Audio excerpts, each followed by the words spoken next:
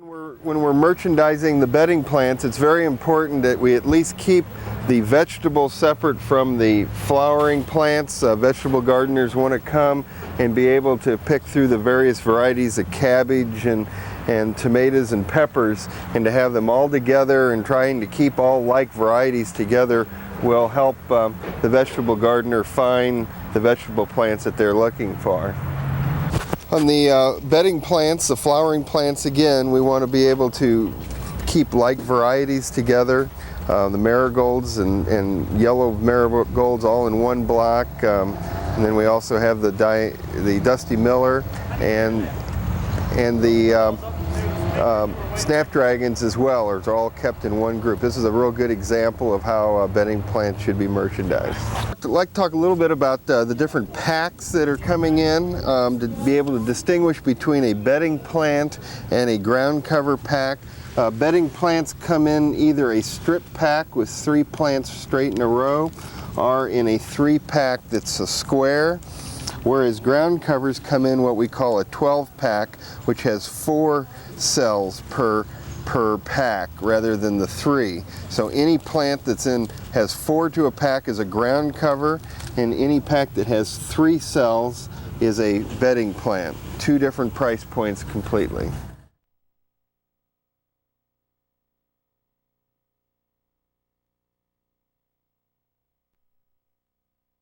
I'd like to talk a little bit about the new hanging basket racks that each of the stores have this year.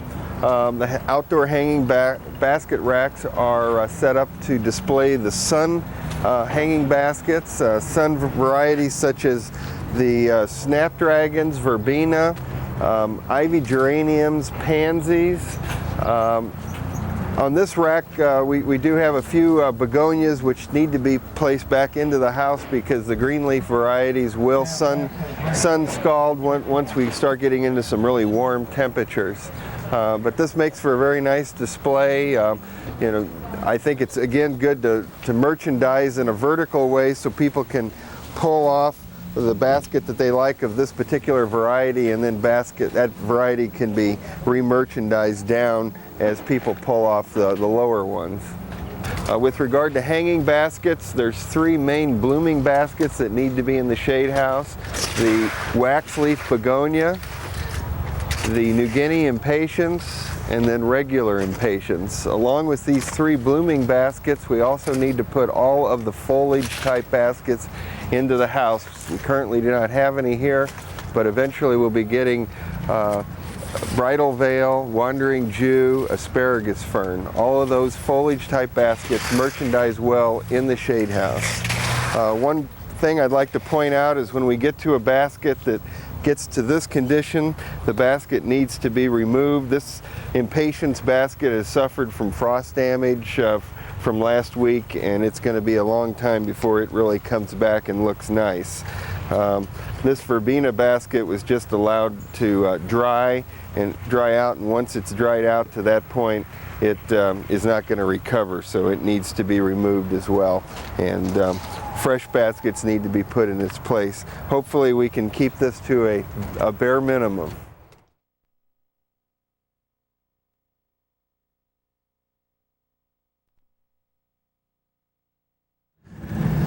We're now in the shrub area, and some of the things I'd like to point out with the shrubs is this store is doing a really good job of merchandising.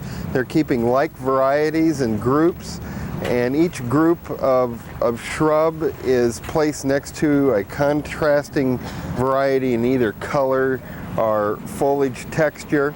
As you can see here, the yews are all kept together in one group, following with the golden vickery, and right after the golden vickery we have some Java red Weigelia.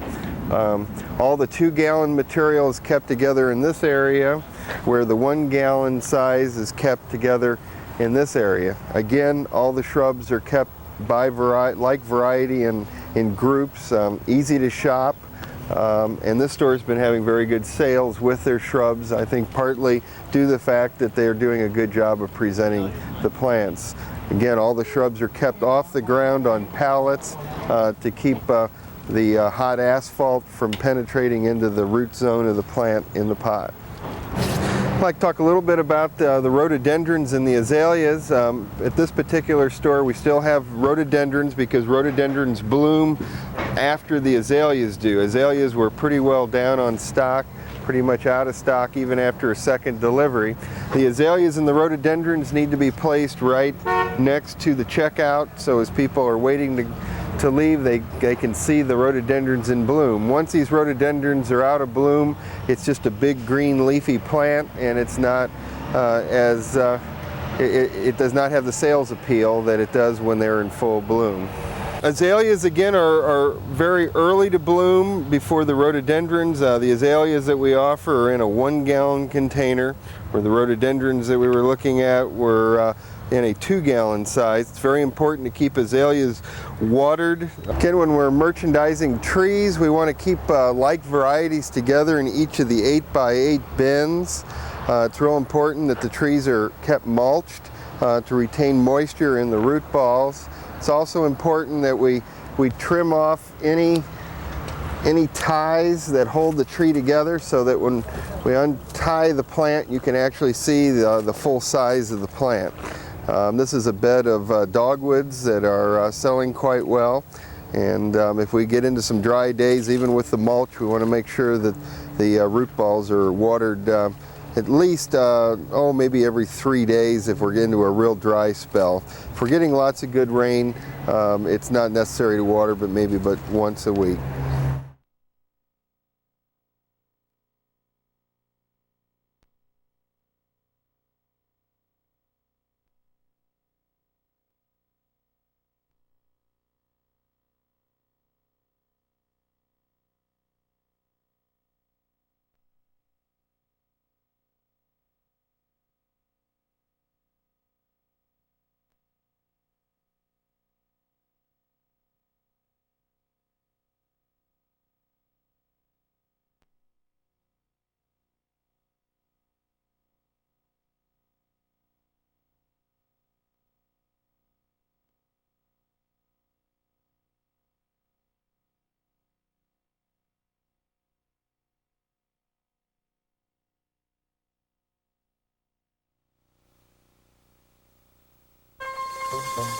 At the Knight's Limited Warehouse Sale, you won't pay so much for a lamp, you can't afford the electric bill. The Knight's Limited Warehouse Sale. For 3 days only. Quality home furnishings 50 to 85% off. At the Knight's Limited Warehouse Sale, a designer dress won't cost you an arm and a leg. The Knight's Limited Warehouse Sale. For 3 days only. Quality designer fashions 50 to 85% off.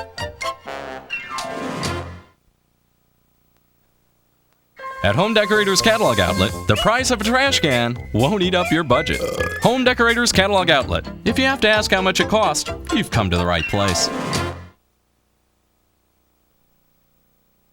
At Knight's Limited Catalog Outlet, designer slacks won't cost you the shirt off your back. Knight's Limited Catalog Outlet. If you have to ask how much it costs, you've come to the right place.